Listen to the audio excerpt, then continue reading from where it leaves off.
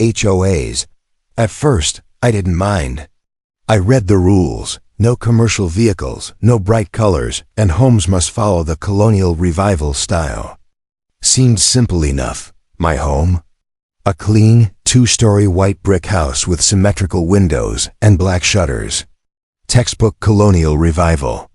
I even added flagstone steps and traditional lanterns by the door. 3 months in, I received my first violation notice. It said, "Your property deviates from the architectural uniformity required by Brentwood Glen. Please submit a redesign proposal within 30 days." I was confused. I had followed the guidelines to the letter. When I reached out, the HOA president, Gerald Monroe, responded with a smirk. "Your home stands out too much," he said. "It draws attention away from the rest of the street." "That's the point of colonial architecture," I argued. "It's supposed to be bold and symmetrical," he leaned in. "We want subtle charm here, not monuments." That's when I knew this was personal. Soon, other notices followed. "Your landscaping is too structured. Your mailbox is too square. Your shutters are too sharp." It was ridiculous. I tried mediation, but Gerald and the board kept rejecting my appeals. Then, one day, a letter arrived. Final notice.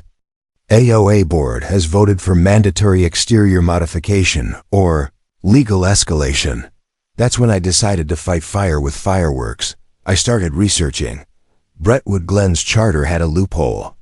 If a homeowner constructed a replica of a historic federal building and had it approved by a registered architect and historian, the HOA couldn't enforce visual conformity. It was a clause meant to honor educational and historical value. And I knew just the building to replicate, the White House. I hired an architect, a contractor, and even reached out to a local historian who was more excited than I was. "You want to build a 2/3 scale White House in your suburban lot? That's the most patriotic middle finger I've ever heard," she said. Blueprints were drawn. Permits were secured. The HOA tried to delay everything with zoning complaints, but the city sided with me. The design met all residential codes. They had no power. Construction began. The HOA fumed.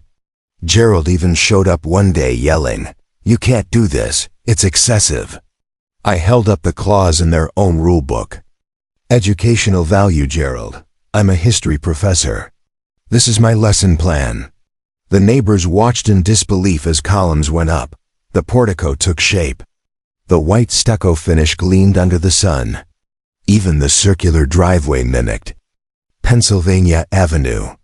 It wasn't exact, but close enough that local kids started calling it the suburban White House. And then the media came. It started with a local newspaper headline: "Professor builds White House replica after HOA fight." Then national outlets picked it up. I was interviewed on 2 morning shows, featured on a home design channel, and even got a call from a historical society wanting to tour the property. The HOA? Silent, embarrassed, powerless. A few months later, I hosted a 4th of July block party on my front lawn. The neighborhood turned out in droves. Even people who once complained about my excessive pride were now taking selfies with the replica columns. Gerald didn't attend. He resigned from the HOA 2 weeks later. The new board? Much more reasonable. One of the members even asked me for a copy of my bylaws research, just in case things ever got out of hand again.